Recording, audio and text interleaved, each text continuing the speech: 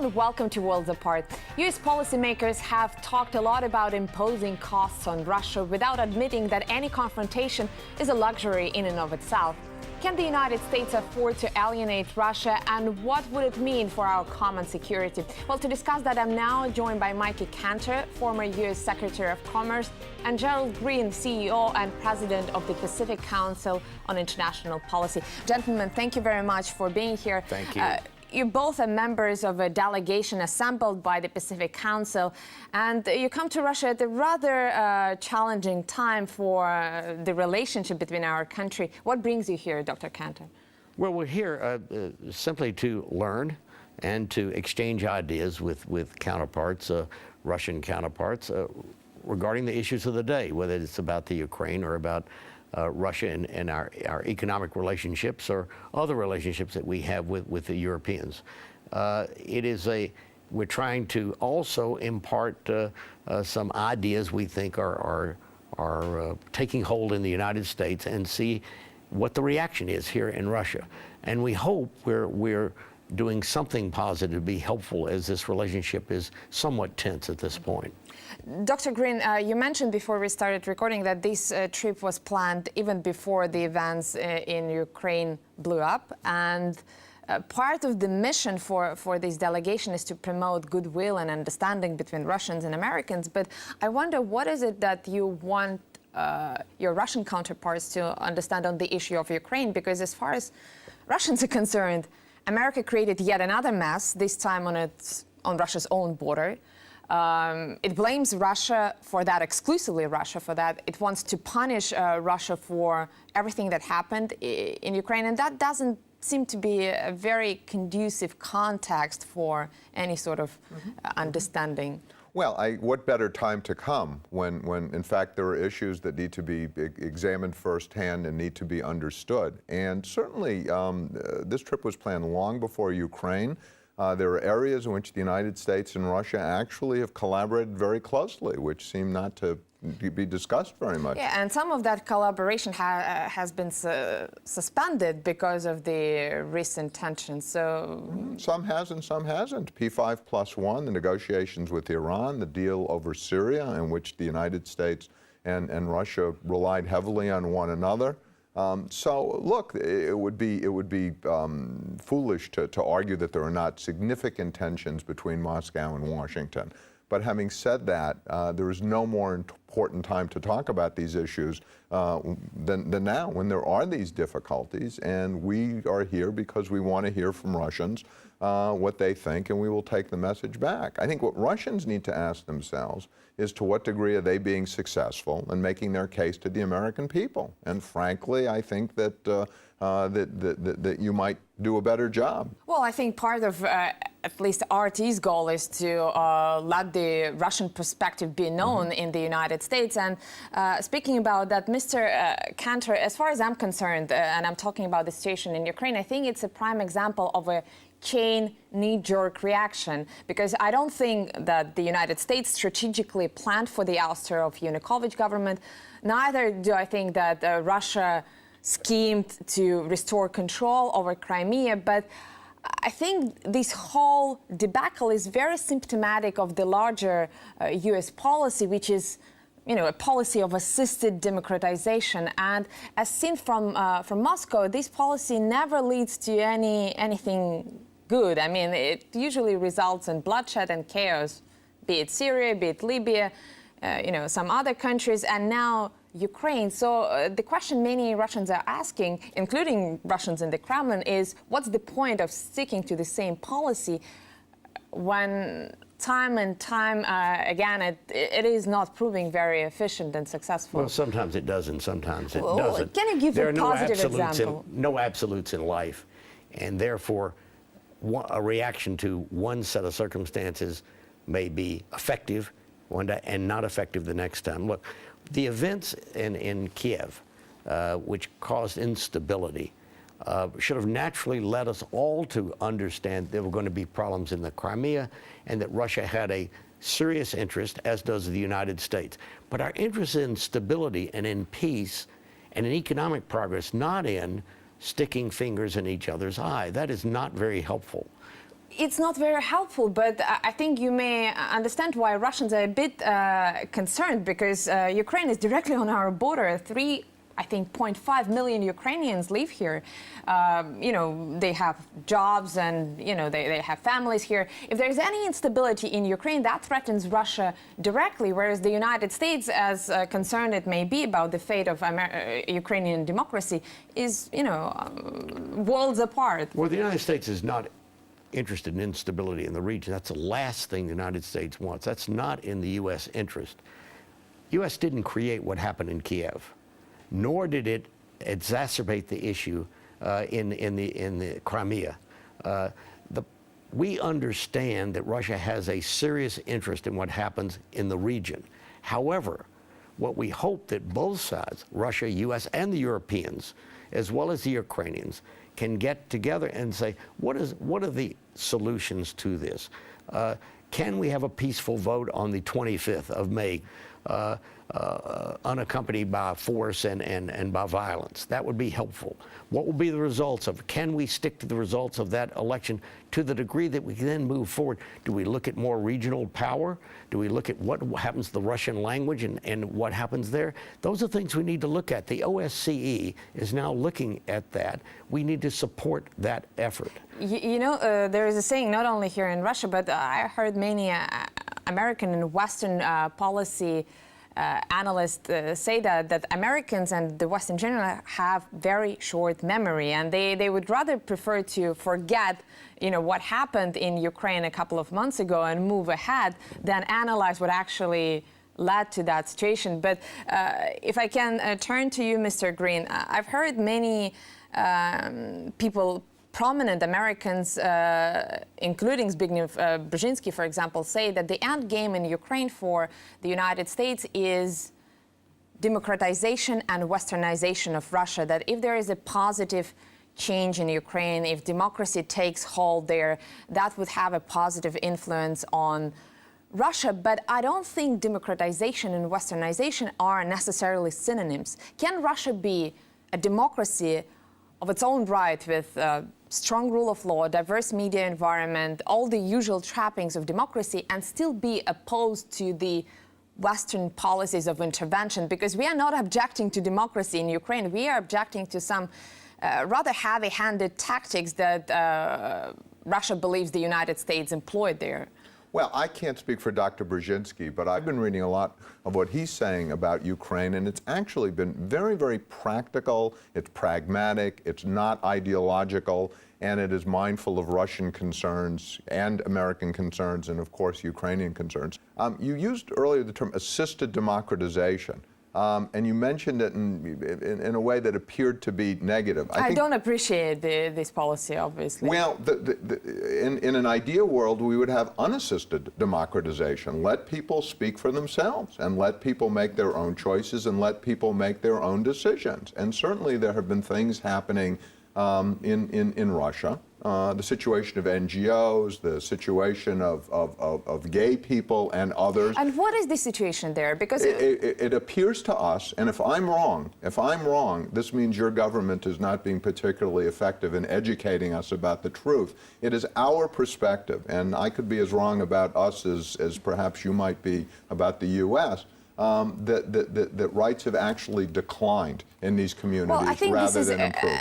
An appearance rather than, or maybe a deliberate portrayal of the events taking place in Russia, because gay rights as well as NGO rights, there have been some changes in the legislation, but by no means the rights of gays or lesbians or NGOs have been curtailed. They've been asked to comply with certain rules, but that's a democracy, as you pointed out earlier, a marketplace of ideas. Well, it's democracy, but it would be interesting, and again, I can't tell you this, but to what degree, since this is allegedly a democratic process, have these people had some right or some role in determining both these laws and their application? And if I'm wrong, then again, what I would say is Russia needs to tell its story more effectively to the American people. If Russia is allowed to tell its story to the American people, because there is a lot of... let me, not to interrupt you, but I said to your Consul General in San Francisco, the Pacific Council in Los Angeles would love to have the Russian ambassador to the United States be given the opportunity to tell his story. And he can tweet as much as he wishes. I'm not sure former Ambassador McFaul's tweeting is appreciated here. But again, well, I would leave that to you. It is appreciated, but to respond to what you just said, we personally invited Ambassador McFaul numerous times on this program, as we have also invited numerous American officials to engage in an open conversation, but unfortunately they all declined. They all view us, any Russian channel, as propaganda. And I guess this, Mr. Kantor, is, if I can turn to you, can you really have a productive, constructive dialogue when one side constantly looks onto the other side from a position of a mentor, or at least somebody who always have to, keep check on your interlocutor, because, Russia is being constantly criticized for, shortage of democracy, for the lack of media freedoms, whatever, but it is never being treated on an equal basis. And this is ultimately what Russians are asking. Treat us with respect and on an equal basis, and we are ready to discuss whatever issue you want. This is interesting that you say that. I'm old enough to remember the Cold War, and that Russia certainly was treated on an equal basis. Both sides, of course, had concerns with each other, and we were literally eyeball to eyeball in a nuclear age, which was very dangerous. We backed off of that. Now, when the Soviet Union broke up, there has been, at least it seems to me in Russia, a sense that somehow you've lost your power, that Russia is not as respected as Russia was before. Therefore, the U.S. and others, but mainly the U.S., is not paying attention and wants to mentor Russia. No, nothing like that. We're not interested in mentoring Russia. But let me just say, let me say this. When we disagree with Russia, we feel like we have the right to speak out and say we disagree. And when you support armed incursions into the eastern Ukraine, which you did and you do, and we know that, and that's fine. You don't even deny it. The fact is, we need to come together and say, how do we resolve this issue in a peaceful manner, which will lead to progress and stability in the whole region? Well, I hope we can get down to that issue that you just mentioned in the second part of the program. But since you mentioned the supposed Russia's support for armed incursions in eastern Ukraine, I think we also should keep in mind that a couple of months before that, the United States supported unconstitutional group of people taking over the democratically elected government. So if you accuse one country or one side of using dirty tricks, keep in mind that the other side is just as experienced in using those tricks. Which would be very good for the interview if we were factual. The United States only supported the government in Kiev after that occurred, not before. Had no interest whatsoever in it. In fact, it was not in our interest that that kind of instability occur. Once it did, of course, the U.S. supported what it believed to be a more democratic form or democratic government in Kiev. Of course. Mr. Kantor, I think it was Assistant U.S. Secretary of State Victoria Nuland who said that the United States invested over $5 billion in the so-called building of democracy in Ukraine, and I think some of that funds may have went to groups that are not considered democratic in the United States. But unfortunately, we have to take a very short break now. When we come back, our guests today seek to foster understanding between Russia and the United States, but have they come to the right place? That's coming up on Worlds Apart.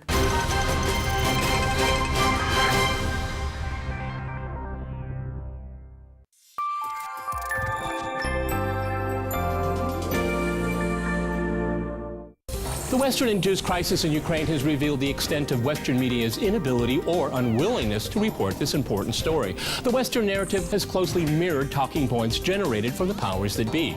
This begs the following question: is Western media merely the instrument of the rich and powerful? You know, Sigmund Freud once said, "Analogies, it is true, decide nothing, but they can make one feel more at home." So you ought to feel right at home today with more analogies on this episode.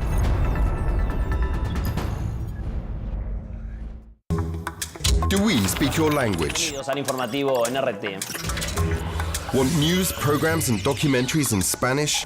What matters to you? breaking news, alternative angles, hidden stories. Are you here? Then try RT Spanish. To find out more, visit actualidad.rt.com.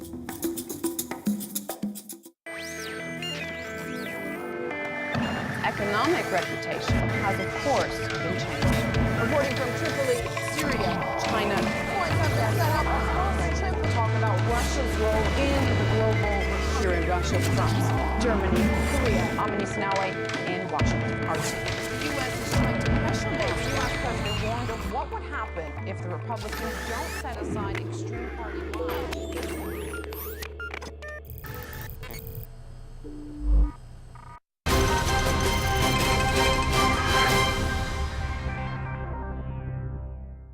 Welcome back to Worlds Apart, where we are discussing the standoff between Russia and the United States over Ukraine and other matters with former U.S. Secretary of Commerce Kantor and Jerrold Green, the president of the Pacific Council on International Policy. Mr. Kantor, earlier this month, I was watching the Senate's Foreign Relations Committee on Russia's alleged intervention in Ukraine, and for more than 3 hours, one senator after another competed in who would say the nastiest thing about this country and its leadership. And, you know, essentially it was portrayed as this bloodthirsty, imperialistic, greedy, irrational monstrosity. And what surprised me is that none of the senators ever looked critically at the actions of the State Department.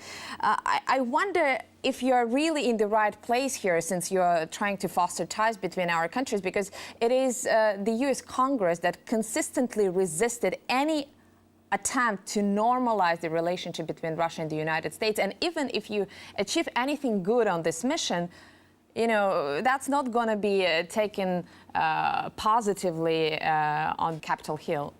Well, we don't expect to solve all the problems between Russia and the United States on our trip, as much as we would like to. We appreciate what you're doing in having this discussion. The fact is, discussions like this, and in the United States, which brings some historical perspective to what's happened and where we are today, and what are the choices that we have, where we have to go. For instance, it's not been widely publicized in the U.S. that President Putin himself has said that what we don't need is to annex the eastern Ukraine. He has said it directly. That's an important statement. He said he wants to pull the troops back from the border. That's an important statement. He has said that we should cooperate with the OSCE, all sides. We all agree with that. So I think some positive things are going on as we worry about where we are. Look, in the heat of the moment, you can't expect people to be totally rational in the moment. What you can hope is that people will have discussion and dialogue and will coolly and rationally then talk about where are we, what are our choices, and how can we operate together to get to where we want to go to create stability in the region. Dr. Green, speaking about rationality, I just mentioned this Senate hearing, and there were many outrageous things as far as I'm concerned, but one statement really stood out for me, and this was a statement made by Senator Marco Rubio, whose name has been mentioned as a potential presidential contender. Let's have a listen. I don't think there's any doubt on the minds of anybody on this committee, nor probably on this panel for that matter, what's going to happen next there, or at least what Russia's going to attempt to do. I think this is a very typical framing of the Ukrainian events in the United States. What's going to happen there, or rather what Russia will attempt to do. So essentially, preemptively assigning all the blame for everything that may happen in Ukraine onto Russia. Isn't that a bit unfair? Because we know, let's admit it, the United States has been involved in Ukraine. It has its own strategic interest in Ukraine. It is one of the major pillars of the bilateral relationship. There have been many disagreements on how to deal with the post-Soviet space for decades. So why can't we have that rational discussion that Mr. Kantor was alluding to on an equal basis, rather than, you know, assigning the blame and blaming Russia preemptively for whatever may happen in Ukraine? I think that to take one sentence said by one senator in which he says there's no doubt on this panel. committee, you know, as a student of American politics, you would know as well as anybody that Democrats can't speak for Republicans, Republicans can't speak for Democrats, and when they present a position of unanimity, if you were to talk to the individual members of the Foreign Relations Committee independently, you would get absolutely a much more diverse set of views. But Congress is just a hotbed of ideas, which is its strength. They all tend to agree on the Russian issue. Well, you only, you know, in a very narrow period of time. I listened for 3.5 hours of that hearing, and they never expressed an opinion that was interrupt just divergent. for a second. And I think, Jerry, you didn't hear Hillary Clinton say that. Well, you didn't hear Jeb Bush say this. By the way, Mr. Kantor, leaders... what I heard of Hillary Clinton is her comparing the president of this country to Adolf Hitler, and she later sought to modulate that statement, saying that she wasn't really making a direct comparison. She was offering a historic perspective, but if another potential runner-up for presidency compares the leader of this country to Adolf Hitler, that kind of shows the atmosphere. With all due respect, and you're terrific, and I really appreciate your having us here today, she didn't say that. She didn't even... It is on record. There are U.S. columnists and U.S. thinkers who you would agree with, who agree with you on some of the aspects of Ukraine, who have said we've got to look historically and worry about, are there perspectives here that has this happened before? She was just citing that. She wasn't citing it. That is just not true. Well, it is part of the public record, and you know, I invite our viewers to go and check it out. I defy you to find a themselves. direct statement she made comparing what Russia has done to Adolf Hitler. I just find the direct statement. It's a very sensitive issue, obviously, in Russia, and it's a very sensitive issue in the United States as well. And it would make no sense. There's no reason she should say it. But again, I think the issue is important. Is we are here.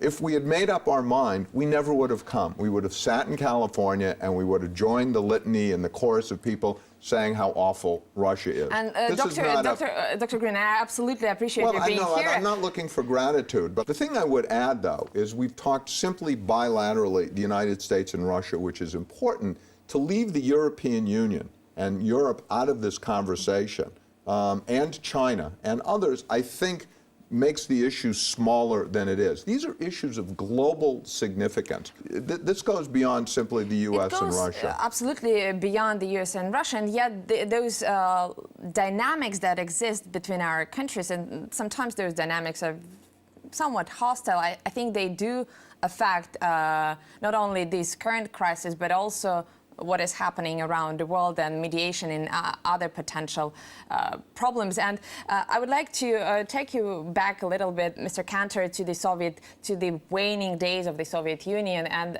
back then, the Soviet leader Mikhail Gorbachev said during one of his conferences that Russians did an awful thing to Americans by depriving them of an enemy. And it seems that this injustice is now being rectified. At least some part of the American political establishment are rediscovering an enemy, or at least an opponent, in Russia. And I wonder if this animosity or hostility is necessarily a bad thing, because at least it leads to some sort of plurality as far as the global affairs are concerned. Well, we don't need animosity. What we need, we can disagree, and we can even argue, and we can be adamant about our positions, but we need to hear what the other side is saying, if there's another side. Look, we're in a global economy. We literally are joined at the hip, Russia and the U.S. and the EU, China, the rest of the world. And we need to understand that cooperation, coordination, discussing issues, resolving them in a meaningful way is where we have to be. It does us no good whatsoever just to scream at each other.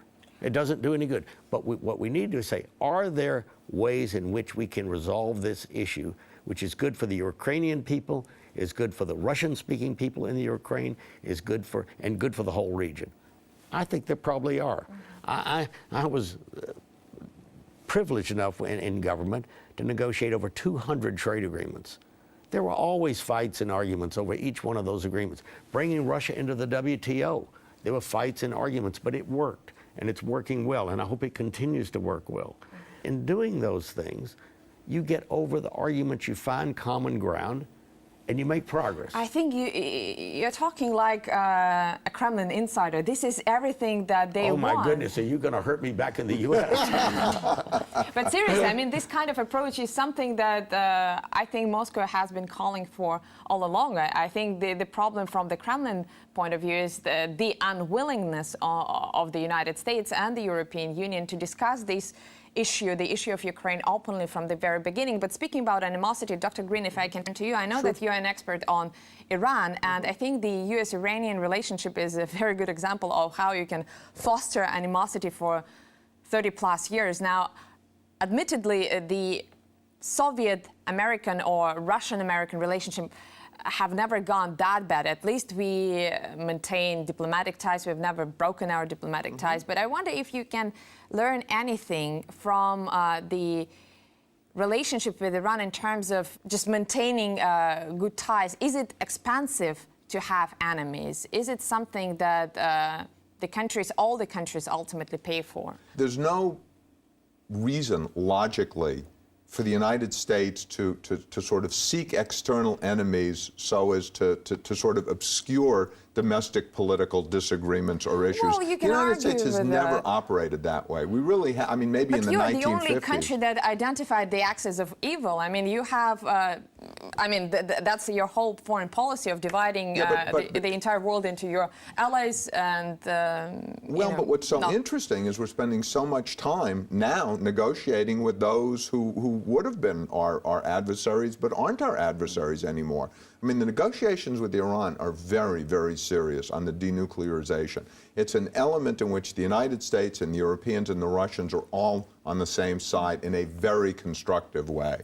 And I see absolutely no reason to not support that. There's great enthusiasm. Look, there's skepticism. Decades of distrust don't disappear.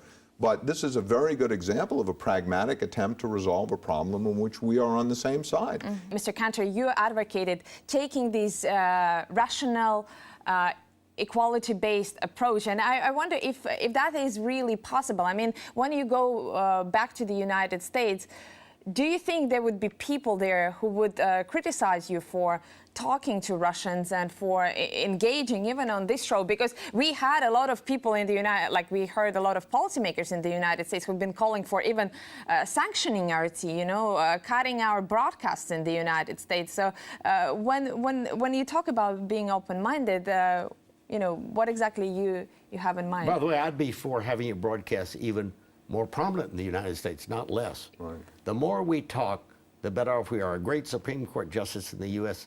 once said the answer for talk you don't like is more talk. We need more communication. We need to work together. And we are. Look, we cooperate in space.